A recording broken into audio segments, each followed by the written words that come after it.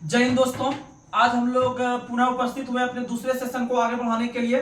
तो जिस प्रकार से आप लोग जो स्टैटिक जीके और जो अभी चल रहा है हमारा सेशन महेश अग्रवाल और स्पीडी का, तो आप लोग सिर्फ कंटिन्यू बन के रहिए। कैसे याद रहेगा वो हमको पता है, बस यही एक कारण है कि आप रेगुलरिटी मेंटेन कीजिए। आपका सब कुछ होने जा रहा है सिर्फ सही दिशा में। लेकिन आप कंटिन्यू अगर नहीं रहिएगा, एक दिन वीडियो देखिएगा, दूसरा दिन फिर नहीं, इग्नोर कर दीजिएगा, तो आप समझ लीजिए कि इस भीड़ में आप कंपटीशन के क्षेत्र में कुछ नहीं कर सकते हैं। जो हकीकत है वही बोल रहे हैं। तो चलिए अब बिना कोई देरी के हम लोग शुरुआत करते हैं। आप लोग से आशा रखते हैं आप लोग जो है कि बड़े शांत माहौल में रहकर, ये दिमाग को स्थिर करके एक पॉजिटिव वे में रहकर, क्योंकि पढ़ाई एक ऐसा चीज है जितना आप अपने सतर्कता के साथ पढ़ाई को कीजिएगा, माइंड को स्थिर करके पढ़िएगा, आपका माइंड उतना दिन तक उस चीज को कैच करके रखेगा और जो है कि एक अच्छा जो है कि आप लोग का माइंड सेट रहेगा। तो चलिए बिना देरी के वे हम लोग स्टार्ट करते हैं।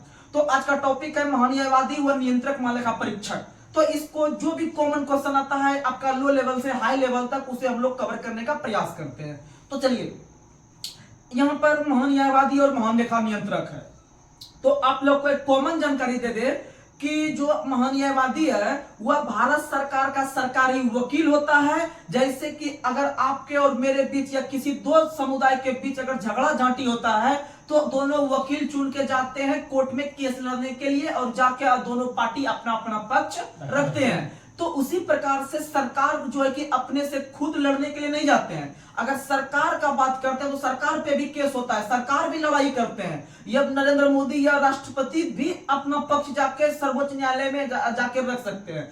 जैसे पता होगा कि बहुत सारा ऐसा केस रहता है, जैसे कि अभी उत्तर प्रदेश के अंदर में आपका जो है कि वो कुछ दिन पहले एग्जाम हुआ था आपका, इसका क्या कहते हैं, लेखपाल का, वो केस अब चल गया है। वो जो वैकेंसी है जो भी फाइनल हो गया था वो अब चल गया है जो है कि आपका इसमें कोर्ट में केस चल गया। इसका मतलब एक तरफ से भारत सरकार, ये यूपी सरकार लड़ेंगे, एक तरफ से स्टूडेंट लड़ेंगे, छात्र संगठन लड़ेंगे, ये अपना पक्ष रखेंगे। अब भारत सरकार वहां पर नरेंद्र मोदी थोड़ी या योगी आदित्यनाथ थोड़ी अपना बात रखने के लिए आएंगे। योगी सरकार का कोई व्यक्ति आएगा रखने के लिए, जो कि भारत सरकार की तरफ भी उसी तरह काम होता है। उसी प्रकार से जैसे आप लोग को पता होगा कि 2003, 4, 5 में एक रेलवे का वैकेंसी निकला था और उस पर कोर्ट केस हो गया था, वह सुप्रीम कोर्ट चल गया था। और आगे चलकर जब कोर्ट जो है कि जब जीता आम आदमी ने या छात्र ने, तो सबको नौकरी मिल गया। तो इसका मतलब सरकार से जीत हासिल कर लिया, सरकार हार गया, आम आदमी जीत गया, तो इसका मतलब सरकार को नौकरी देना पड़ गया। तो इसका मतलब क्या, सरकार अपने से रोज जाता था लड़ने के लिए कोर्ट में केस? तो नहीं, उसका भी कोई व्यक्ति जाता है लड़ने के लिए। तो कहने का मतलब यह है कि भारत सरकार का एक वकील फिक्स तौर पर अपने पास रख लिया है, समान मानदेय में कुछ पैसा देकर कि भाई आपको हम फिक्स रूप से पैसा देते हैं महीना के हिसाब से, आप मेरे लिए काम करिए, जो भी मेरा केस रहेगा आप उसे सुलझाने का काम कीजिए। तो भारत सरकार का सरकारी वकील या कोर्ट में जो है कि उसके कार्यभार को जो देखने वाला एक पद बनाया गया है महान्यायवादी। कौन सा बनाया गया? महान्यायवादी, जिसे हम लोग इंग्लिश में अटॉर्नी जनरल ऑफ इंडिया के नाम से जानते हैं। अटॉर्नी जनरल ऑफ इंडिया के नाम से जानते हैं। और इसका सबसे प्रमुख काम है भारत सरकार का कार्यभार जो भी है, कानून से संबंध रहने वाला, उसका सब जो है कि काम को देखरेख करना। तो समझिएगा, तो भारत सरकार का सरकारी वकील जो हो गया वो आपका अटॉर्नी जनरल हो गया, और भारत सरकार का यह कार्यभार देखता है। इसी के साथ इसका उल्लेख जो है किसी न किसी अनुच्छेद में, तो अनुच्छेद 76 के अनुसार भारत सरकार का एक सरकारी वकील के रूप में महान्यायवादी पद का सृजन किया गया है। और याद रखिएगा कि अनुच्छेद 76 में इसके पद का उल्लेख है। लेकिन अनुच्छेद 76 के अलावा अनुच्छेद 88 भी इसे संबंध रखता है। तो अनुच्छेद 88 जो है यह कहता है कि भारत के अंदर में जो महान्यायवादी होंगे ना, अनुच्छेद 76 वाला, वह जो है कि भारत के अंदर जो दो सदन है, लोकसभा राज्यसभा, वो किसी भी सदन में जाके बैठ सकता है, बात विचार कर सकता है, अपनी बातों को रख सकता है, लेकिन मत नहीं दे सकता है। क्या नहीं दे सकता है? वही अनुच्छेद 88 यह भी कहता है कि भारत के अंदर में जितना भी कोर्ट है, या हाई कोर्ट रहे, सुप्रीम कोर्ट रहे, डिस्ट्रिक्ट कोर्ट रहे, या कोई भी कोर्ट रहे, वहां पर जाके बैठ सकता है, बात को सुन सकता है, अपनी बात भी रख सकता है, लेकिन निर्णायक मत वगैरह जो होगा वो नहीं दे सकता। यह अधिकार उसे अनुच्छेद 88 के तहत दिया गया है। और याद रखिएगा कि भारत के अंदर में महान्यायवादी की नियुक्ति जो करना रहेगा या नहीं करना रहेगा, या हटाना रहेगा, या किसका कार्यकाल कब तक रखेंगे नहीं रखेंगे, या राष्ट्रपति तय करेगा। कौन करेगा? राष्ट्रपति। अर्थात आप एक पॉइंट यहां से निकाल सकते हैं कि महान्यायवादी जो होते हैं वह राष्ट्रपति के प्रसाद पर्यंत पद धारण करते हैं। यह चीज हो गया। और याद रखिएगा कि महान्यायवादी जो बनते हैं, इसका बनने का जो क्षमता है, इसका बनने का जो योग्यता है, वह योग्यता जो है वह सुप्रीम कोर्ट के अन्य न्यायाधीश के बराबर, सुप्रीम कोर्ट के मुख्य न्यायाधीश नहीं, सुप्रीम कोर्ट के अन्य न्यायाधीश के बराबर उसकी क्षमता होना चाहिए महान्यायवादी बनने के लिए। क्योंकि सुप्रीम कोर्ट के जो अन्य न्यायाधीश बैठे हैं वो भी कानून के बहुत बड़े ज्ञाता हैं, और ये जो महान्यायवादी बन रहे हैं इसको भी उसी क्षेत्र में नॉलेज रहेगा, तभी तो वो कानून का केस लड़ पाएगा। तो ये चीज के लिए बनाया गया कि भाई दोनों का क्राइटेरिया एक ही रहेगा। और महान्यायवादी को जब बनने का क्राइटेरिया अन्य न्यायाधीश के बराबर रहेगा, इसका मतलब दोनों का कामकाज लगभग एक ही है, भले अलग अलग पद पे बैठा है लेकिन कामकाज दोनों एक ही क्षेत्र का है। तो इसका मतलब दोनों को पैसा भी एक के समान देंगे, यानी जितना पैसा सुप्रीम कोर्ट के अन्य न्यायाधीश को देते हैं उतना ही पैसा महान्यायवादी को देते हैं। ये समझ में आ गया? तो याद रखिएगा कि एक बार शुरू बता देते हैं, सुप्रीम कोर्ट के जो मुख्य न्यायाधीश हैं उसको मासिक वेतन 2,80,000 मिलता है, 2,80,000 मिलता है। तो इसका मतलब ये जो महान्यायवादी है इसको तो 2,80,000 नहीं देंगे क्योंकि वो तो मुख्य को मिल रहा है, उसके जो अन्य को मिलता है उससे 30,000 कम मिलता है, उससे 30,000 कम मिलता है। यानी सुप्रीम कोर्ट के जो अन्य न्यायाधीश हैं उसको 2.5 लाख मिलता है। कितना मिलता है? 2.5 लाख। इसीलिए महान्यायवादी को भी कितना? 2.5 लाख। कितना मिलेगा? 2.5 लाख। और बनने का योग्यता भी क्या दोनों का बराबर है कि नहीं है? है। तो ये चीज याद रखिएगा। और यह राष्ट्रपति का प्रसाद पर्यंत पद धारण करते हैं। और याद रखिएगा भारत के अंदर में महान्यायवादी का पद धारण करने वाले जो पहले व्यक्ति बने थे MC तलवार, MC तलवार। तो MC तलवार आपके जवाहरलाल नेहरू के बहुत जो है कि दोस्त के तरह का आदमी था और वो बहुत करीबी थे उनके। इसीलिए लगभग जितना दिन जवाहरलाल नेहरू प्रधानमंत्री के पद पर रहा, लगभग उतना ही दिन MC तलवार जो है कि आपके जो है कि महान्यायवादी के पद पर काम किए। तो यहां से दूसरा पॉइंट ऑलरेडी यह निकल रहा है कि भारत के अंदर में सबसे लंबे समय तक महान्यायवादी का कार्यकाल जो है कि किस व्यक्ति ने पूरा किया है? MC तलवार।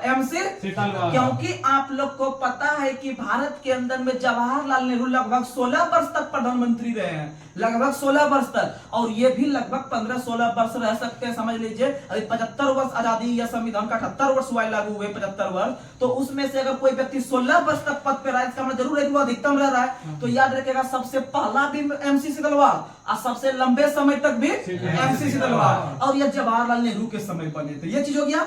और सबसे फेवरेट क्वेश्चन यहाँ पर यह निकल रहा है कि 1955 में, पिछले सेशन में बताए थे, 1955 में 1955 में भारत के पहले जो विधि आयोग का गठन हुआ था वह बने थे MC तलवार के अध्यक्षता में, MC तलवार। लेकिन ये आजाद भारत का बात कर रहे हैं, आजादी के बाद का बात कर रहे हैं। लेकिन जब हम गुलाम भारत का बात करते हैं, ब्रिटिश काल के भारत का बात करते हैं, तो पहला विधि आयोग का गठन 1834 में लॉर्ड मैकाले के अध्यक्षता में किया गया था, और 1835 में जाके आपका अंग्रेजी को शिक्षा का माध्यम भी मैकाले ने ही बनाया। याद रखने का प्रयास कीजिएगा। और उस समय गवर्नर जनरल जो थे लॉर्ड विलियम बेंटिंक थे। ठीक, आगे बढ़ते हैं हम लोग। तो अब हम लोग जो ऑब्जेक्टिव क्वेश्चन है इसे हम लोग देखने का प्रयास करते हैं महान्यायवादी के संदर्भ में। तो फिर आप लोग बारीकी से समझने का प्रयास कीजिएगा। आपका एक भी क्वेश्चन आप जाके इसका ऑब्जेक्टिव जाके बनाइएगा, लूसेंट वगैरह में आपका क्वेश्चन नहीं छूटेगा। चलिए अब आगे बढ़ते हैं। आप लोग को बताना है कि भारत का प्रथम जो ऑब्जेक्टिव दिया सब पूछ लेते हैं जल्दी। भारत का प्रथम महान्यायवादी कौन था? MC तलवार। MC तलवार कौन था? MC तलवार। अगर क्वेश्चन पूछे कि इसी को हम करंट से अपडेट कर देते हैं कि भारत के वर्तमान में महान्यायवादी कौन है? R वेंकटरमणी। कौन है? R वेंकटरमणी वर्तमान में भारत के महान्यायवादी हैं 16वें नंबर के। कितने नंबर के? 16वें नंबर के। ये याद रखिएगा। पहला नंबर का MC तलवार, आप अभी जो करंट में देख रहे हैं MC तलवार, जो R वेंकटरमणी है 16वें नंबर के। कितने नंबर के? अगला क्वेश्चन बोलते हैं। देखिए क्वेश्चन को कैसे घुमाता है, आपको जब हम दे दिए शुरू का बेसिक क्वेश्चन कैसे घुमाया है। भारत सरकार को कानूनी विषय पर परामर्श कौन देता है? महान्यायवादी। कौन देता है? महान्यायवादी। यानी भारत सरकार या राष्ट्रपति के, प्रधानमंत्री के इसको कानूनी सलाहकार कौन देता है? महान्यायवादी। कि भाई भारत सरकार का क्या केस है नहीं है, उसको सलाह मशवरा दे के उसका जो केस लड़ने के लिए जाता है, महान्यायवादी जाता है। कौन जाता है? अगला क्वेश्चन, भारत का महान्यायवादी किसका विधि अधिकारी होता है? भारत सरकार का। किसका होता है? भारत सरकार का। अगला क्वेश्चन, भारत देखिएगा, राष्ट्रपति द्वारा जो है कि ये क्वेश्चन हो गया बेसिक क्वेश्चन। भारत के राष्ट्रपति के द्वारा महान्यायवादी को कुछ जो है कि काम सौंपे गए हैं। कुछ काम जो सौंपे गए हैं उसको एक बार आप लोग को एक काम तो पता चल गया कि उसका केस लड़ने के लिए जाएगा, लेकिन कुछ और भी उसको काम करवाता है जो है कि राष्ट्रपति भारत के। तो कुछ और काम जो करवाता है तो उसमें से आप लोग को पता होगा कि अनुच्छेद 143 जो है बहुत इंपॉर्टेंट अनुच्छेद है, आप लोग इसे समझने का प्रयास कीजिएगा। अनुच्छेद 143 के तहत भारत के राष्ट्रपति को यह अधिकार है कि वह कोई भी विषय पर या कोई कहीं पर अगर उसको दिक्कत आ रहा है किसी प्रश्न पर, तो उस प्रश्न पर सलाह मांग सकता है सुप्रीम कोर्ट से। किससे सलाह मांग सकता है? ये क्वेश्चन हम लोग पिछले भी सेशन में किए हुए हैं, ऐसा कोई नया चीज नहीं बोल रहे। जो रेगुलर रहते हैं उनको सब बात समझ में आ रहा होगा। तो भारत के राष्ट्रपति को अधिकार है अनुच्छेद 143 के तहत कि हमको अगर किसी प्रश्न पे दिक्कत होता है तो हम सलाह मांग सकते हैं सुप्रीम कोर्ट से अनुच्छेद 143 के तहत। लेकिन याद रखिएगा, जो मन में आए क्वेश्चन राष्ट्रपति वो नहीं पूछ सकता है उससे। राष्ट्रपति के मन में कुछ हुआ जाएगा तो थोड़ी उससे जाकर पूछ लेगा, नहीं, उसका भी क्राइटेरिया है, उसका भी कुछ दायरा है कि हम लोग कहां से पूछे नहीं पूछे। तो राष्ट्रपति का बहुत सारा क्षेत्र है काम करना, तो बहुत सारे क्षेत्र में से अगर जो प्रारंभिक क्षेत्र के अंतर्गत आता है, राष्ट्रपति जो काम करता है अपने प्रारंभिक क्षेत्राधिकार के विषय पर अगर कोई टॉपिक पे उससे पूछना है प्रश्न, तो उसी टॉपिक से पूछ सकता है, सिर्फ प्राथमिक क्षेत्र से। किसे पूछ सकता है? तो क्वेश्चन पूछेगा कि भारत के राष्ट्रपति सुप्रीम कोर्ट से जो सलाह मांगते हैं किस प्रकार के प्रश्नों पर? अपने प्रारंभिक क्षेत्राधिकार के प्रश्नों पर, अपने प्रारंभिक। लेकिन याद रखिएगा, मांग सकता है सिर्फ प्रारंभिक क्षेत्राधिकार से प्रश्न पर, लेकिन सुप्रीम कोर्ट को यह अधिकार है कि हम उसके बात को नेगलेक्ट भी कर सकते हैं, हम उसके बात को जो है कि नहीं भी मान सकते हैं। यानी कि याद यहाँ पर यह रखना है हमको कि भारत के जो राष्ट्रपति हैं अपने प्रारंभिक क्षेत्राधिकार वाले क्वेश्चन पर सुप्रीम कोर्ट से आदेश मांग सकते हैं, सलाह मांग सकते हैं, लेकिन सुप्रीम कोर्ट इसे जवाब देने के लिए बाध्य नहीं है। यानी मन करे तो देगा, नहीं मन करे तो नहीं देगा, यानी ऐसा अधिकार है। लेकिन क्या यहाँ पर एक सोचने वाली बात है कि ये आपसे जो राष्ट्रपति जो पूछ रहे हैं प्रश्न, क्या खुद जाके पूछेंगे उसके यहाँ? तो नहीं, उसका जो अंदर में जो एक काम करता है महान्यायवादी, जो कानून का बहुत बड़ा ज्ञाता है, उसी को भेजता है कि महान्यायवादी आप जाइए, उससे पूछ के लाइए, ये हम प्रारंभिक क्षेत्राधिकार के अंतर्गत ये प्रश्न है, अगर आपसे नहीं समझ रहा है तो हम सुप्रीम कोर्ट से भी जाके ऐसा आदेश मांग सकते हैं, उससे जवाब मांग सकते हैं। और जो है कि वह जो जाने आने का काम करेगा या उस पत्र को जो लेके जाएगा वह महान्यायवादी जाएगा। कौन जाएगा? महान्यायवादी। यानी आपको पता चल गया होगा कि राष्ट्रपति और सुप्रीम कोर्ट के बीच का जो रिलेशन होता है प्रश्न पूछने के संदर्भ में, वह भी जो बनाता है वह महान्यायवादी बनाता है। कौन बनाता है? महान्यायवादी। यानी कि पता चलता होगा, जैसे अगर आपको 10 रुपया का जरूरत पड़ता होगा कोई चीज खाने का या कोई चीज लेने का बच्चा में, तो आप लोग पिताजी से डायरेक्ट नहीं मांगते होंगे, आप जो है कि अपने जो है कि मम्मी को पहले बोलते होंगे कि ऐसे ऐसे बात है, ये करेंगे, जो है कि आप थोड़ा सा जो है कि मांगते होंगे, तो 10 मिनट थोड़ा अपना माहौल बनाते होंगे कि कैसे मिले, तो आप जो है कि तब फिर मम्मी पापा को बोलते होंगे कि 10 रुपया दे दीजिए कुछ काम है, तो तब फिर आपको 10 रुपया मिलता था। तो ऐसा चीज होता है। या फिर आप समझ सकते हैं कि आप कहीं पर आप जब नया जगह पे गए हैं तो आपको कोई बढ़िया ऐसा कोई मतलब आदमी दिखा, मतलब वो मतलब करने का मतलब कहीं रिलेशन में गए हैं तो आपको कोई पसंद आ गई लड़की वगैरह, तो आप क्या करते हैं, दूसरे से पता करवाते हैं कि वो लड़की कौन है नहीं है, वो माहौल आप बनाते हैं, थोड़ा सा जब मतलब प्यार आपको शुरू हो जाता है। तो कहने का मतलब यह है कि आप जो वो बीच में एक देखते होंगे कि उसका कड़ी के रूप में काम करता है, वो कौन है नहीं है उसके बारे में बतलाता है आपको कि हाँ वो उनका ऐसे ऐसे है, वो देखने में सही है, कोई दिक्कत नहीं है, सेटिंग कर लेते हैं। तो कहने का मतलब यही है, वो जो बीच के रूप में, जो कड़ी के रूप में काम कर रहा है, कोई आपका दूसरा आदमी काम कर रहा है, लेकिन आप दोनों जो मेन आदमी है दोनों के बीच में रिलेशन को जो स्थापित कर रहा है वो कोई छोटा नाम का व्यक्ति स्थापित कर रहा है बीच में, तो कहने का मतलब वही चीज है यहाँ पर कि राष्ट्रपति और सुप्रीम कोर्ट के बीच में जब प्रश्न से संबंधित कोई मामला आता है तो बीच में जो है कि आपका सेटिंग करने का जो काम करता है महान्यायवादी करता है। कौन करता है? इसका मतलब कानून यानी केस लड़ने का काम भी महान्यायवादी कर रहा है, प्लस में आपका जो है कि दोनों के बीच रिलेशन स्थापित करने का काम भी कौन कर रहा है? ऐसा अधिकार अनुच्छेद 143 में है। किसमें है? 143 में। समझ में आ गया? और राष्ट्रपति जो प्रश्न पूछ सकता है सिर्फ अपने प्रारंभिक क्षेत्राधिकार में, सिर्फ अपने प्रारंभिक। और आपको यह भी पता है कि वह मानने के लिए बाध्य या जवाब देने के लिए बाध्य नहीं है। तो यह क्वेश्चन है। तो यहाँ पर क्वेश्चन है कि राष्ट्रपति द्वारा महान्यायवादी को सौंपे गए कार्य में बताइए एक कार्य ये होगा कि नहीं होगा? क्यों केस लड़ने वाला भी एक कार्य होगा, दो कार्य। वहीं अगर आपसे क्वेश्चन पूछे कि सरकार से संबंधित किसी भी कोर्ट में जाके उसे केस लड़वा सकता है, ये भी तो आपको बेसिक नॉलेज में मिल चुका है। तो ये तीन ही चीजें आपसे बाहर क्वेश्चन को नहीं पूछेगा। आगे बढ़ते हैं हम लोग। अगला क्वेश्चन आप लोग को बताना दिया, ऑब्जेक्टिव में क्वेश्चन पूछा है कि अनुच्छेद 76 के अनुसार महान्यायवादी किसके प्रसाद पर्यंत पद धारण करते हैं? राष्ट्रपति के। किसके धारण करते हैं? राष्ट्रपति के। आगे बढ़ते हैं हम लोग। अगला क्वेश्चन है कि भारत के अंदर किस पद वाले व्यक्ति को किसी भी कोर्ट में जाके केस लड़ने का, बोलने का या बैठने का अधिकार है? तो क्या मारिएगा? महान्यायवादी। क्या मारिएगा? महान्यायवादी। अगला क्वेश्चन, अब आते हैं हम लोग सॉलिसिटर जनरल पे। सॉलिसिटर जनरल जिसे हम लोग कहते हैं महाधिवक्ता। क्या कहते हैं? महाधिवक्ता। हाँ, सॉलिसिटर जनरल कहते हैं महाधिवक्ता। जैसे आप लोग केंद्र लेवल पे या भारत सरकार के पास जो सरकारी वकील के रूप में देखे अटॉर्नी जनरल देखे, उसी प्रकार से हर एक राज्य में, जैसे बिहार में, यूपी में, एमपी में, झारखंड में, अर्थात मुख्यमंत्री या राज्यपाल का जो केस होता है वह लड़ने वाले सेम उसी तरह के व्यक्ति महाधिवक्ता होते हैं, जिसे सॉलिसिटर जनरल कहते हैं। इसका उल्लेख अनुच्छेद 165 में है। किसमें है? 165 में। यानी कि महान्यायवादी 76 में और इधर महाधिवक्ता जो है 165 में। किसमें है?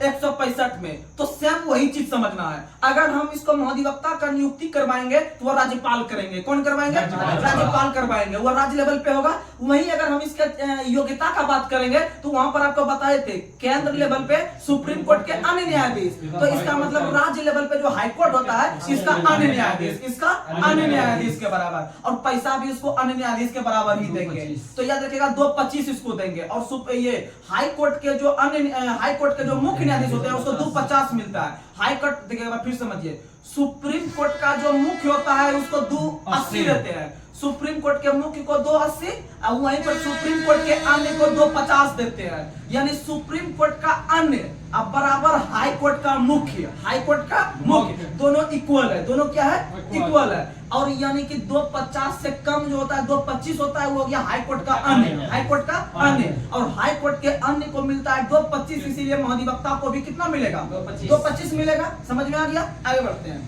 अगला क्वेश्चन आप लोग को बताना है। अगला क्वेश्चन, अब आते हैं महानियंत्रक लेखा परीक्षक पे। अब आते हैं हम लोग सीएजी पे। किस पे आते हैं? सीएजी यानी कैग पे आते हैं, नियंत्रक महालेखा परीक्षक। तो याद रखिएगा कि भारतीय संविधान का एक अनुच्छेद है, अनुच्छेद 148 से 151 तक। अनुच्छेद 148 से 151 तक जो उल्लेख करता है वह भारत के नियंत्रक एवं महालेखा परीक्षक के बारे में करता है। तो महान्यायवादी जिस प्रकार से सरकारी वकील बना दिए, उसी प्रकार से नियंत्रक महालेखा परीक्षक को थोड़ा बेसिक से समझिए। नियंत्रक महालेखा परीक्षक जो होता है वह भारत का एक संवैधानिक पद है, यानी कि उसे किसी न किसी संविधान के अनुच्छेद में रखा गया है। और इसका सबसे मुख्य काम है कि सरकार के द्वारा जो भी पता होगा कि सरकार के जो कि बहुत प्रकार का फंड पास करवाता है, कुछ पैसा विधायक को दे देता है, कुछ पैसा सांसद को दे देता है। तो ये बड़े बड़े पद वाले को जो पैसा खर्च करने के लिए सरकार देती है, क्या वाकई में वो पैसा खर्च हो रही है सही काम में या नहीं हो रही है, उसकी जांच पड़ताल जो जमीनी स्तर से करती है वह नियंत्रक महालेखा परीक्षक, अर्थात सरकारी धन पर या सरकारी पैसे पर जो नियंत्रण रखती है वह नियंत्रक रखती है, अर्थात नियंत्रक महालेखा परीक्षक रखती है। तो यहां से क्वेश्चन पूछेगा कि भारत के अंदर सरकारी धन का संरक्षक कौन होता है? तो नियंत्रक महालेखा परीक्षक, नियंत्रक महालेखा परीक्षक। यह क्वेश्चन हो गया। अर्थात यह एक प्रकार के आपके जो है कि न्यायपालिका का हिस्सा है। किसका हिस्सा है? न्यायपालिका का हिस्सा है। जैसे सुप्रीम कोर्ट भारत में न्याय देने वाली सबसे बड़ी संस्था है, और उसके साथ साथ हाईकोर्ट भी है और उसके साथ साथ सीएजी भी बैठा हुआ है, क्योंकि सीएजी भी एक प्रकार से न्याय करने की काम कर रही है। अब बताइए आपके विधायक जो है वो आपके 10 करोड़ का फंड पास करवाए कि इस गांव को डेवलप करना है, सिंचाई व्यवस्था को शुरुआत करना है, और वह हकीकत में 2 करोड़ खर्चा किया, 8 करोड़ का घपला कर लिया, तो इसका मतलब उसे भी जांच करने वाला जो होता है वह नियंत्रक होता है। यानी कहीं ना कहीं आम आदमी के लिए न्याय दिलाने का काम करती है, इसीलिए न्यायपालिका का हिस्सा सीएजी है। न्यायपालिका का हिस्सा सुप्रीम कोर्ट, हाई कोर्ट और सीएजी ये सब न्यायपालिका का हिस्सा है। प्रधानमंत्री, राष्ट्रपति, लोकसभा अध्यक्ष, उपराष्ट्रपति और महान्यायवादी जो अभी बोल रहे थे कुछ देर पहले, ये सब कार्यपालिका में, किसमें है? और विधायिका में लोकसभा, राज्यसभा, विधायिका में लोकसभा। आगे बढ़ते हैं हम लोग, अब इसको ऑब्जेक्टिव करते हैं। भारत के नियंत्रक महालेखा परीक्षक जो पहले थे वो कौन थे? नरहरि राव, यानी 9 से नियंत्रक 9 से नरहरि, 9 से नियंत्रक 9 से नरहरि राव भारत के पहले नियंत्रक महालेखा परीक्षक थे, याद रखिएगा। और इस क्रम को अगर हम आगे बढ़ाते बढ़ाते अगर 2024 का भारत देखते हैं तो वर्तमान में जो नियंत्रक महालेखा परीक्षक है वो गिरीश चंद्र मुर्मू है, गिरीश चंद्र। और याद रखिएगा 14वें नंबर के, कितने नंबर के? 14 नंबर पर इनका क्रम वर्तमान में गिरीश चंद्र मुर्मू है, जो जम्मू कश्मीर के पहले उपराज्यपाल बने थे, जो जम्मू कश्मीर के पहले उपराज्यपाल, और वहां से उनका ट्रांसफर करके भारत के कैग के रूप में नामित किया गया। आगे बढ़ते हैं। अगर आपसे क्वेश्चन पूछे कि राज्य सरकार को कानूनी विषय पर परामर्श कौन देता है? महाधिवक्ता। कौन देता है? महाधिवक्ता। केंद्र सरकार को महान्यायवादी। सरकारी धन का संरक्षक नियंत्रक महालेखा परीक्षक। समझ रहे हैं ना? आगे बढ़ते हैं। संसद की लोक लेखा समिति की बैठकों में कौन उपस्थित होता है? तो याद रखिएगा लोक लेखा, यानी लेखा जोखा जो करता है वह लोक लेखा समिति करती है। तो बताइए लेखा जोखा इधर हम किसको करवा रहे थे? नियंत्रक को। किसको करवा रहे थे? नहीं करता है कि हिसाब का लेखा जोखा कर लीजिए भैया, देखिए कितना खर्च हुआ नहीं हुआ, आप जोड़िए सब। तो इसका मतलब सरकारी धन का संरक्षक कहे, ये लेखा जोखा कहे, ये अपना रिपोर्ट जो नियंत्रक महालेखा परीक्षक देती है जांच करके वह लोक लेखा समिति को सौंपती है। किसको सौंपती है? लोक लेखा समिति सौंपती है। आप लोग को पता होगा कि संसद में विभिन्न प्रकार की समितियां हैं, विभिन्न प्रकार की समितियों में से एक प्राक्कलन समिति है, एक लोक लेखा समिति है। तो प्राक्कलन समिति सबसे बड़ी संसद समिति है और लोक लेखा समिति उसी के बाद दूसरी सबसे बड़ी समिति है। तो लोक लेखा समिति का सबसे मेन काम है कि रिपोर्ट को जो कलेक्ट करना और भारत सरकार को दिखाना कि आप क्या किए हैं नहीं किया, और राष्ट्रपति के प्रतिवेदन पर जाके सौंपता है कि देखिए भाई इतना पैसा खर्च हुआ था, मेरा क्या इतना जांच करके दिया है, आप इसका वैधानिकता की जांच कीजिए, ये वाकई में सही है या नहीं है। तो इसका मतलब नियंत्रक महालेखा परीक्षक जो आके एक एक करके आदमी का जांच कर रही है, वो जांच करके दे रही है लोक लेखा समिति को, और लोक लेखा समिति राष्ट्रपति को सौंपेगी। किसे सौंपेगी? राष्ट्रपति के पटल पर जाके सौंपेगी कि देख लीजिए ये रिपोर्ट हमने जमीनी स्तर पर लाकर देखा है, क्या ये वाकई में सही है कि नहीं है, आप इसे जांच करने का प्रयास करें। तो देखिए याद रखिएगा। अगला क्वेश्चन देखिएगा, अगर इतना डीप में नॉलेज रखते हैं, देखिए क्वेश्चन कैसा पूछा है एग्जाम का। भारत के नियंत्रक एवं महालेखा परीक्षक के पद का सृजन किसके द्वारा किया गया है? तो संविधान के द्वारा। किसके द्वारा? संविधान के द्वारा। संविधान के द्वारा। महान्यायवादी का भी उल्लेख या सृजन संविधान ने किया है, क्योंकि इसका उल्लेख कहीं ना कहीं अनुच्छेद में है। याद रखिएगा ये सब क्वेश्चन जो है कि बहुत इजी है, लेकिन आपका बेसिक क्लियर रहना चाहिए।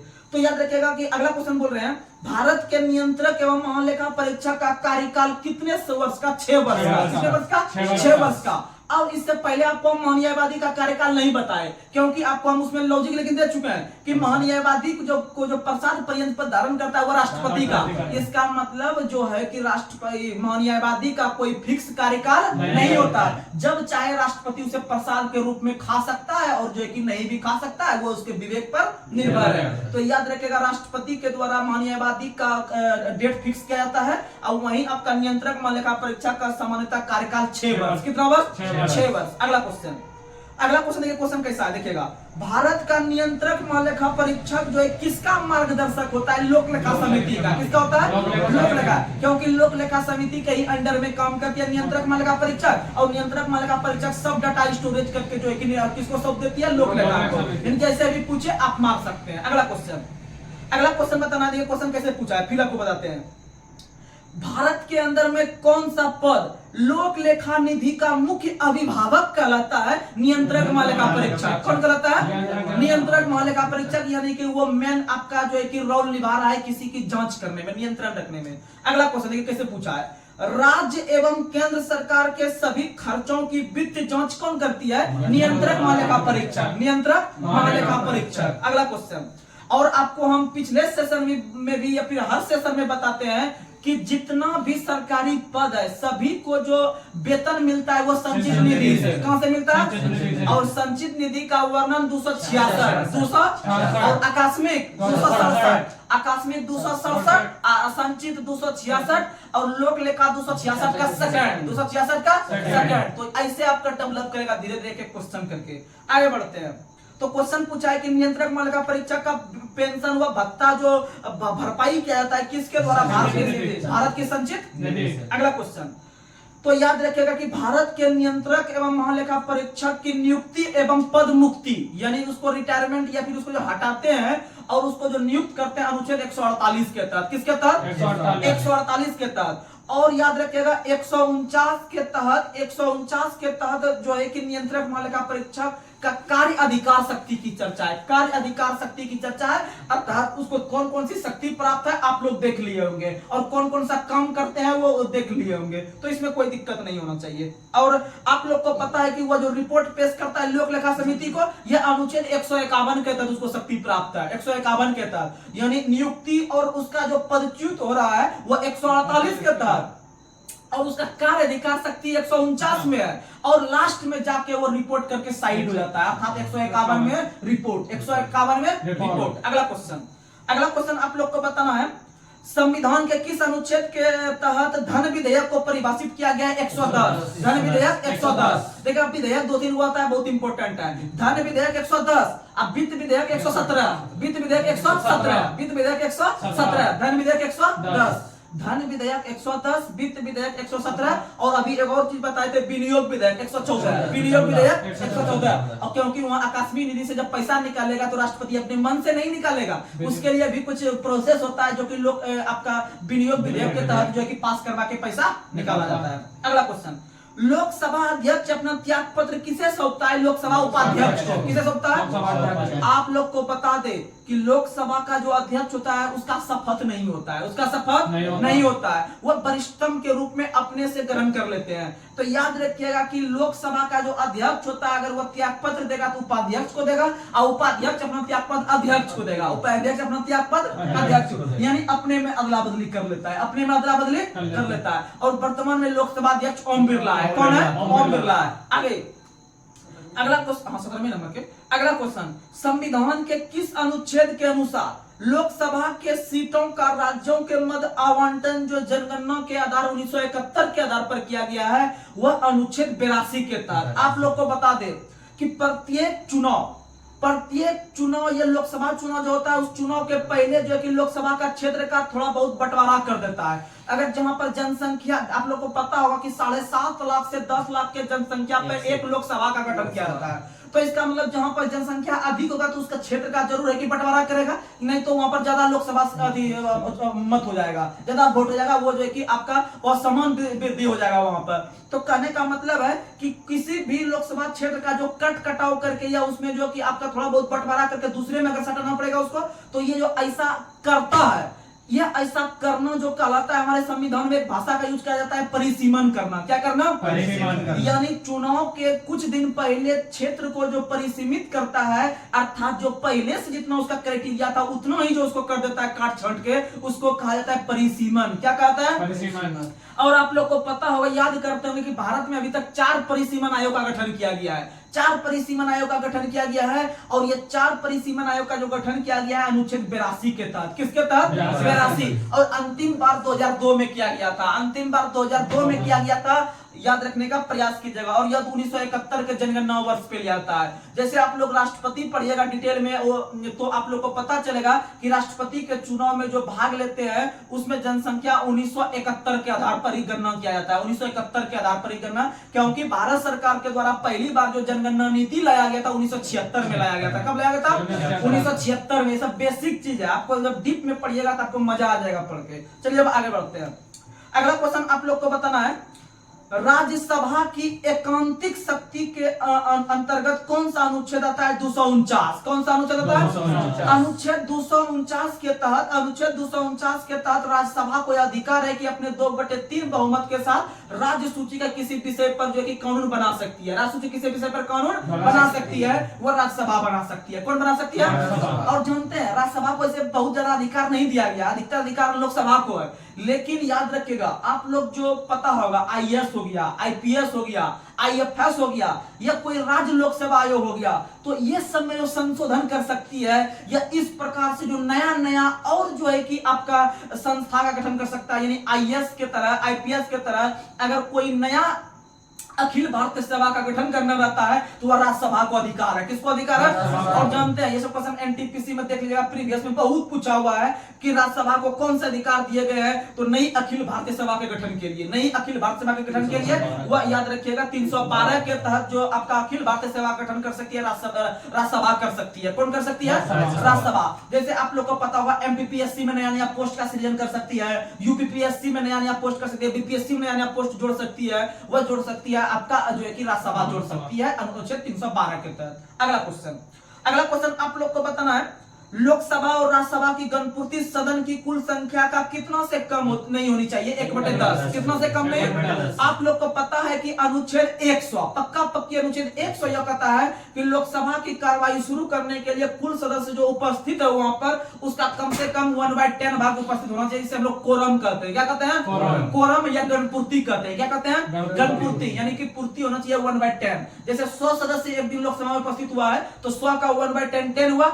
10 अगर वहां पर आ जाता है तो सदन की कार्रवाई शुरू हो जाती है। अगला क्वेश्चन, लोकसभा के सदस्यों की संख्या 525 से बढ़कर 545 जो किया गया है, किस संविधान संशोधन के तहत? 31 संविधान संशोधन के तहत लोकसभा का सीट 525 से बढ़कर 545 और लोकसभा का सीट वर्तमान में 543 यानी 543, क्योंकि 545 था, 2 को एंग्लो इंडियन हट गया। जो राष्ट्रपति जो मनोनयन करते थे लोकसभा में 2 एंग्लो इंडियन का, 2 आंग्ल भारतीय समुदाय का, वो 104 संविधान संशोधन के तहत 104 संविधान उसे खत्म कर दिया गया। ये याद रखने का प्रयास कीजिएगा। और वर्तमान में जो चुनाव होता है सिर्फ निर्वाचन के तहत वहां पहुंच रहा है 543। कितना पहुंच रहा है? 543। और लोकसभा में अधिकतम सीट हो सकता है 552। कितना सदस्य हो सकता है? यानी लोकसभा में अधिक से अधिक 552 सीट हो सकता है, याद रखिएगा। अगला क्वेश्चन बताना है आप लोग को कि संसद का गठन जो किया गया है किस अनुच्छेद के तहत? 79। तो आप लोग को बता दे ट्रिक 100 रोलो सरल 79, 80, 81। 100 से 79 ले लीजिएगा और रॉ से 80 ले लीजिएगा और लॉ से 81 ले लीजिएगा। यानी 100 से संसद हो गया 79, रॉ से राज्यसभा हो गया आपका 80 और लोकसभा 81। लोकसभा 81, ये याद रखिएगा। यानी संसद का गठन 79 में और राज्यसभा का गठन 80 में, लोकसभा का गठन 81 में, लोकसभा का गठन 81 में। अगला क्वेश्चन देखिएगा, अभी आपको हम डीप में समझाए हैं वो चीज, तो उसका देखते हैं आप लोग आंसर दे पाते हैं कि नहीं। क्वेश्चन देखिए कितना आसान है, घुमा के सिर्फ पूछा है क्वेश्चन पूछा गया है कि प्रत्येक जनगणना के पश्चात या प्रत्येक चुनाव के पश्चात जो क्षेत्र का जो पुनः समायोजन किया जाता है किस अनुच्छेद के तहत? 82 के तहत। किसके तहत? 82 के तहत, याद रखिएगा 82 के तहत। अगला क्वेश्चन आप लोग को बताना है कि लोकसभा का सत्र या संसद का सत्र या 17वां या विघटन करने का अधिकार राष्ट्रपति को है। किसे है? किस अनुच्छेद के तहत? 85। किसके तहत? 85। यानी लोकसभा का विघटन कर सकता है, लोकसभा का 17वां कर सकता है और लोकसभा का जो है कि सत्र का शुरुआत करवा सकता है। 17वां का मतलब होता है लोकसभा की समाप्ति, लोकसभा की समाप्ति। और लोकसभा का सत्र का जो शुरुआत करता है वो शुरुआत हो गया और विघटन हो जाता है बीच में ही उसे समाप्त कर देना, बीच में ही उसे समाप्त कर देना। ये अनुच्छेद 85 के तहत। और ऐसा काम जो करते हैं वो प्रधानमंत्री के कहने पर ही राष्ट्रपति हाथ लगाते हैं, अन्यथा नहीं लगाते हैं। अगला क्वेश्चन आप लोग को बताना है कि राष्ट्रपति का अभिभाषण, आप लोग को पता हो कि राष्ट्रपति जो अपना जो लेक्चर देते हैं वो खुद से नहीं बनाते हैं, उसके मंत्रिमंडल जो उसके अंदर में जो समस्त कर्मचारी काम करते हैं। आप देखिएगा ये बात जब उठता है तो आप लोग को एक अनुच्छेद याद आ जाता होगा, अनुच्छेद 53 का फर्स्ट।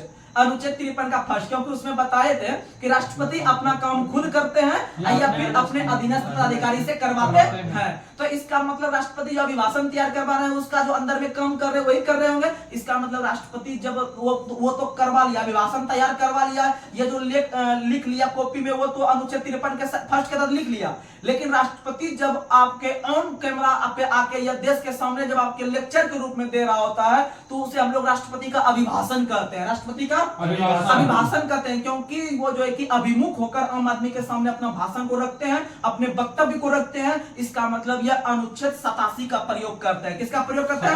87, अनुच्छेद 86, अनुच्छेद 87 के तहत राष्ट्रपति का अभिभाषण, राष्ट्रपति का अभिभाषण। अगला क्वेश्चन आप लोग को बताना है, बहुत मस्त क्वेश्चन, आपको ज्यादा नहीं, 89, 90, 91, 92 आप लोग को अभी 8 अनुच्छेद हम इनमें फिट करवा रहे हैं, बड़ा जो है कि इजी वे में। और आप लोग इसे जो है कि याद रखने का प्रयास कीजिएगा। यहाँ से एग्जाम में बार बार अगर आप बिहार दरोगा में बैठते हैं, बिहार एसएससी में बैठिएगा या रेलवे एग्जाम में बैठिएगा या किसी भी स्टेट एग्जाम में बैठिएगा, आपको क्वेश्चन बहुत महत्वपूर्ण होता है। ये 8 गो अनुच्छेद यहाँ पर अगर आपको बेसिक से याद रहेगा तो आप लोग आराम से इसको करके आ जाइएगा, नहीं तो कंफ्यूज हो जाइएगा। तो समझिएगा, आप लोग को हम 89 से लेके चलते हैं, 89 से लेके चलते हैं। आपका लमसम 89, 90, 91, 92, 92, 96 तक क्लियर कराते हैं 89 से। समझिएगा, एकदम नंबर आराम से समझना है। अनुच्छेद 89 से शुरू करते हैं। 89, 90, 91, 92 को एक टर्म में समझेंगे और उसके बाद फिर 93, 94, 95, 96 को एक टर्म में समझेंगे, दोनों समझिएगा। तो 89 से जो शुरुआत करेंगे, राज्यसभा से शुरुआत करते हैं हम लोग। किससे शुरुआत करते हैं? राज्यसभा से।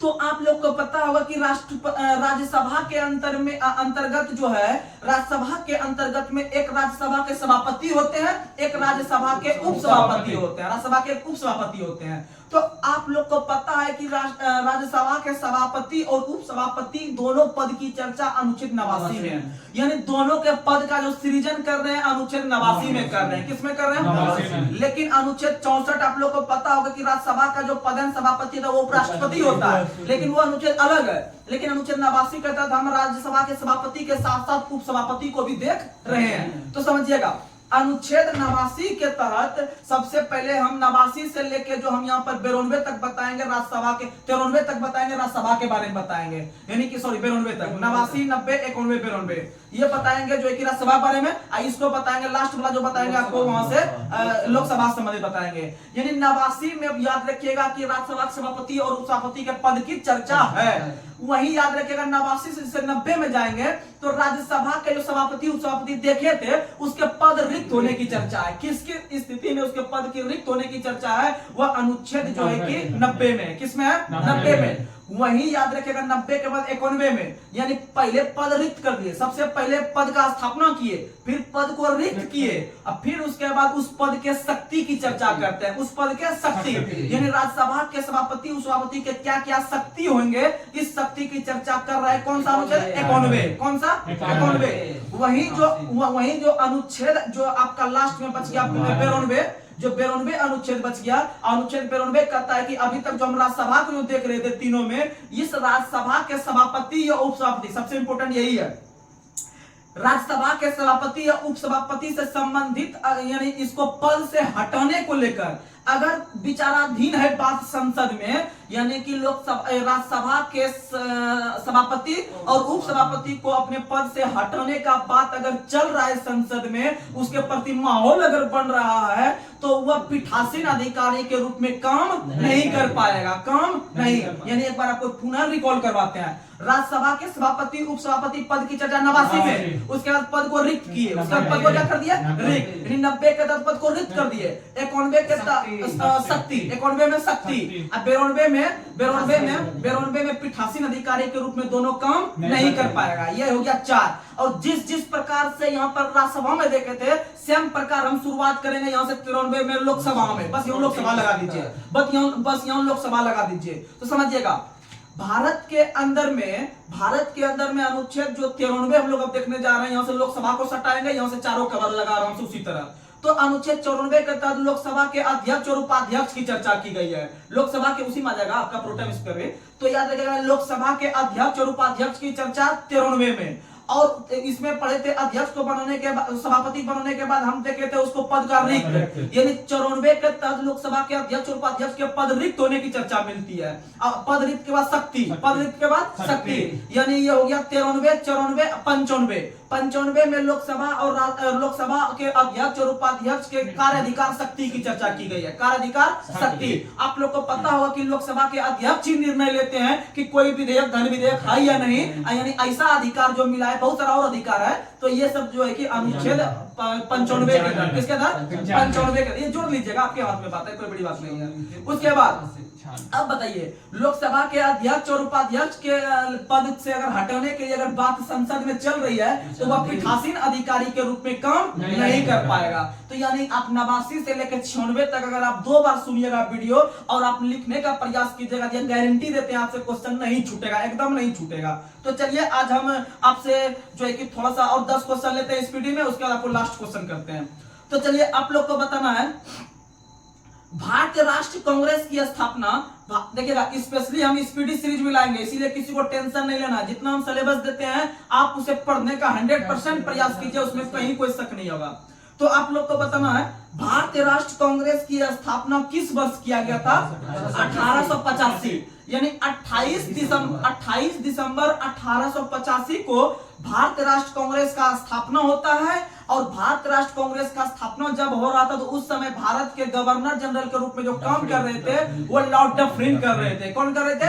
डफरिन कर रहे थे, याद रखने का प्रयास कीजिएगा। और जब कांग्रेस का स्थापना इसलिए किया गया था कि ब्रिटेन सरकार या ब्रिटिश सरकार के द्वारा समय समय पर अधिकार की मांग करने के लिए, क्योंकि भारत का विभिन्न प्रकार से शोषण किया जा रहा था हर एक क्षेत्र में। तो भारतीय राष्ट्र कांग्रेस जब स्थापना हो रहा था तो उसके संदर्भ में विभिन्न प्रकार के व्यक्ति ने विभिन्न प्रकार का अपना वक्तव्य दिया, विभिन्न प्रकार का कथन रखा। तो उसमें से एक व्यक्ति बोलने वाले थे जो कि बोले थे कि कांग्रेस जो है यह केवल याचना करने वाली संस्था है। तो याद रखिएगा, यह केवल याचना करने वाली संस्था बोलेगा तो लास्ट में 9 लग रहा है, याचना में लास्ट में क्या लग रहा है? 9। तो याद रखिएगा, ये जो व्यक्ति थे बोलने वाले वो थे आपके याचना करने वाले में, याद रखिएगा बिपिन चंद्रपाल। कौन थे बोलने वाले? बिपिन चंद्रपाल। यानी बिपिन में भी लास्ट में क्या लग रहा है? 9। बिपिन में लास्ट में 9 लग रहा है, याचना में भी लास्ट में क्या लग रहा है? 9। यानी जब आप इस तरह से याद कीजिएगा किसी चीज को रिलेट करके, तो यह किसी को दम नहीं है कि आपके माथा से भूला जाए, आपके माइंड से यह बात उतर जाए। और जब आप उतर भी जाएगा कुछ दिन के लिए, जब आप एग्जाम में देखिएगा चारों ऑप्शन पे गौर कीजिएगा, तो आपका माइंड अचानक वहां भी क्लिक कर सकता है बिना रिवीजन का भी कि नहीं यही होगा, याचना अच्छा ये चीज हो रहा था, ये चीज बोल रहे थे। तो बस यही चीज है रेगुलर मेंटेन अगर कीजिएगा पढ़ाई में तो यह आराम से आपका होने जाना, कोई बड़ी चीज नहीं है एग्जाम निकालना। उसी प्रकार से जिसके समय में स्थापना हो रहा था, डफरिन के समय में स्थापना हो रहा था, तो डफरिन ने भी कुछ वक्तव्य रख दिया था कि यह अल्पसंख्यक प्रतिनिधित्व करता है। यह जो कांग्रेस है यह केवल मुट्ठी भर लोगों का, यह अल्पसंख्यक व्यक्तियों का प्रतिनिधित्व करता है, इसमें कुछ ही व्यक्ति शामिल है। तो यह सब चीज था। जैसे कांग्रेस के संदर्भ में जो है कि आपका अरविंद घोष का भी कथन था। अरविंद घोष का कथन था कि यह क्षय रोग से मरने ही वाली है, यह क्षय रोग से मरने ही वाली है, वो बोला था अरविंद घोष ने। वहीं अगर बात करते हैं बंकिम चंद्र चटर्जी का, बंकिम चंद्र चटर्जी ने कहा था कांग्रेस के संदर्भ में कि यह जो है कि पदों के भूखे लोग हैं, या पदों के भूखे हैं, कांग्रेस के लोग पदों के भूखे राजनीतिज्ञ हैं। यह कथन जो है बंकिम चंद्र चटर्जी, क्योंकि आप लोग को पता होगा कि जो लोग भूखे रहते हैं पद के, या जो भूखे रहते हैं वो किसी भी चीज को अच्छा से चाट लेते हैं, यानी कि वो चाट के भोजन को खाते हैं। जो लोग भूखे रहते हैं, अगर भूखा वाला सेंस आया स्टेटमेंट में तो उसमें चटर्जी मारेंगे। क्या मारेंगे? चटर्जी। क्या मारेंगे? चटर्जी। तो ये सब क्वेश्चन आप याद रखने का प्रयास कीजिएगा। और अरविंद घोष जो था वह क्षय रोग से मरने वाला था। अरविंद यानी मायने फिट कीजिएगा, अरविंद को क्षय रोग, अरविंद को क्षय रोग। तो ये सब याद रखने का प्रयास कीजिएगा, याद हो जाएगा। अगला क्वेश्चन और भारत राष्ट्र कांग्रेस का जो स्थापना हुआ था वो मुंबई में हुआ था। कहाँ में हुआ था? मुंबई में। कौन सा विश्वविद्यालय में? तो तेजपाल संस्कृत विश्वविद्यालय में जो है कि इसका स्थापना हुआ था 28 दिसंबर 1885 को। अगला क्वेश्चन आप लोग को बताना है, दिल्ली सल्तनत के किस शासक ने अलाई दरवाजा का निर्माण करवाया था? अलाउद्दीन खिलजी। तो याद रखिएगा अलाउद्दीन खिलजी के द्वारा जो है कि अलाउद्दीन खिलजी के द्वारा अलाई दरवाजा का निर्माण करवाया गया था। और याद रखिएगा सबसे महत्वपूर्ण क्वेश्चन कि अलाई दरवाजा को एक उपनाम से भी जानते हैं। अलाई दरवाजा को इस्लामी वास्तुकला का रत्न कहा जाता है। इस्लामी वास्तुकला का रत्न जो है वह अलाई दरवाजा को कहा जाता है। और अलाई दरवाजा में ही पहली बार पित्रा-दुरा का प्रयोग किया गया था। किसका प्रयोग किया गया था? पित्रा-दुरा का प्रयोग किसमें किया गया? अलाई दरवाजा में ना, इमाम बड़ा में। तो ये याद रखिएगा जो है कि आपका इस्लामी वास्तुकला का जो रत्न कहा जाता है अलाई दरवाजा को। किसे कहा जाता है? अलाई दरवाजा। और याद रखिएगा कि आपका अलाउद्दीन खिलजी के द्वारा पहली बार सेना को नगद वेतन देने का भी फैसला लिया गया। क्वेश्चन पूछेगा कि आपका सेना को नगद वेतन देने का भी फैसला किसने किया था? और नगद वेतन किसी व्यक्ति को तभी दिया जा सकता है जब हम उसको अस्थायी रूप में रखें। किस रूप में रखें? अर्थात अस्थायी। सेना भी पहली बार अलाउद्दीन खिलजी ने, और सेना को पहली बार नगद वेतन भी अलाउद्दीन खिलजी ने, नगद वेतन भी अलाउद्दीन खिलजी ने। और आप लोग को पता होगा कि अलाउद्दीन खिलजी ने आपका मार्केट में मूल्य नियंत्रण प्रणाली भी लागू किया था। मूल्य नियंत्रण प्रणाली यानी कोई व्यक्ति अगर कम तौलता था तो उसका शरीर का मांस काट लिया जाता था उसे पनिशमेंट के तौर पर। तो याद रखिएगा मूल्य नियंत्रण प्रणाली या फिर बाजार नियंत्रण प्रणाली वो मारेंगे। क्या मारेंगे? अलाउद्दीन खिलजी। क्या मारेंगे? अलाउद्दीन खिलजी। याद रखिएगा। और आप लोग को पता है कि अलाउद्दीन खिलजी ने आपका 1000 खंबा मस्जिद हो गया, उसके बाद सीढ़ी का किला हो गया, ये सब जो है आपका ये जमायत खाना का मस्जिद हो गया, ये सब आपका अलाउद्दीन खिलजी ने ही बनवाया है। ये सब याद रखने का प्रयास कीजिएगा। अगला क्वेश्चन है दक्षिण भारत में मंदिरों में प्रवेश द्वार को क्या कहा जाता है? गोपुरम। क्या कहता है? गोपुरम। दक्षिण भारत के जितने भी मंदिर है उसका जो प्रवेश द्वार है उस प्रवेश द्वार को गोपुरम कहा जाता है। क्या कहता है? गोपुरम। और आप लोग को बता दे कि मंदिर का जब आता है तो समझिएगा दक्षिण भारत के जो मंदिर बनते हैं वो द्रविड़ शैली में। किस शैली में? दक्षिण भारत के मंदिर द्रविड़ शैली में, उत्तर भारत के मंदिर नागर शैली में, और दोनों का जो मिश्रण कहलाता है वह बेसर शैली। क्या कहलाता है? बेसर। यानी दक्षिण द्रविड़, उत्तर नागर, और दोनों का मिक्स बेसर। और एक शब्द का प्रयोग किया जाता है मंदिर के संदर्भ में, पंचायतन शब्द। पंचायतन शब्द का संबंध भारतीय मंदिर कला से है। भारतीय मंदिर कला से पंचायतन शब्द का उल्लेख मिलता है। ये सब याद रखिएगा। अगला क्वेश्चन आप लोग को बताना है। आज का लास्ट सवाल आप लोग बताइएगा। नर्तकी की कांस्य मूर्ति जो प्राप्त हुई है कौन सा सभ्यता स्थल से? मोहनजोदड़ो से। कहां से प्राप्त हुई है? मोहनजोदड़ो से। यानी कि नर्तकी या फिर नाचते हुए लड़कियों की जो मूर्ति प्राप्त हुई है वह मोहनजोदड़ो से। और मोहनजोदड़ो का शाब्दिक अर्थ होता है मृतकों का टीला, मृतकों का टीला। और कालीबंगन का शाब्दिक अर्थ होता है काली चूड़ियां। और आप लोग को बता दें कि भारत के अंदर में सबसे बड़ा जो हड़प्पा सभ्यता स्थल है या सिंधु घाटी सभ्यता स्थल है वह राखीगढ़ी है। राखीगढ़ी हरियाणा में स्थित है। और याद रखिएगा यह घग्गर नदी के किनारे है। और इसका खोज सूरजभान ने किया था। किसने खोज किया था? 1963 में सूरजभान ने इसका खोज किया था। हरियाणा के अंदर में है। वही अगर ओवरऑल देखे सबसे बड़ा कौन सा है तो वह मोहनजोदड़ो है। याद रखने का प्रयास किया जाएगा, जो कि पाकिस्तान के सिंध प्रांत में है, लड़काना जिला में है। पाकिस्तान के लड़काना जिला में आपका स्थित है। वही अगर बात करते हैं कि भारत के अंदर में यूनेस्को सूची में जो शामिल किया गया है कौन सा, तो धौलावीरा। किसे शामिल किया गया? धौलावीरा जो सिंधु घाटी स्थल है वो गुजरात में है। और धौलावीरा ही एकमात्र ऐसा स्थल है जो 3 भागों में बटा हुआ है। जो कितने भागों में? 3 भागों में बटा हुआ है। और 3 भागों में बटा होने के कारण उसका जल प्रबंधन का भी व्यवस्था वहां पर था। जल प्रबंधन, तो याद रखिएगा जल प्रबंधन का व्यवस्था भी कहां था? धौलावीरा। और याद रखिएगा पहला क्रिकेट स्टेडियम का जो साक्ष्य मिला है वह भी धौलावीरा से मिला है। कहां मिला है? धौलावीरा। क्योंकि आप लोग को पता होगा कि जहां पर क्रिकेट स्टेडियम में हम लोग बच्चों में खेलते होंगे या जाके अपने घर द्वार में खेलते होंगे तो आप लोग को बीच में पानी प्यास लगता होगा, तो याद रखिएगा वहां पानी का भी उतना ही महत्व है। जितना आप लोग बैटिंग करने के लिए उतरते होंगे ना, जितना जज्बा के साथ या जितना जिज्ञासा रखते होंगे बैटिंग करने के लिए, और जब आपका दूर में मैच हो रहा होगा, जब वहां पर पानी लेके आदमी लोग आता होगा गांव से, तो तुरंत मार करते होंगे, पूरा हल्ला करते होंगे, हमको पानी दीजिए, हमको पानी, पूरा एकदम तुरंत पी लेते होंगे सब मार करके।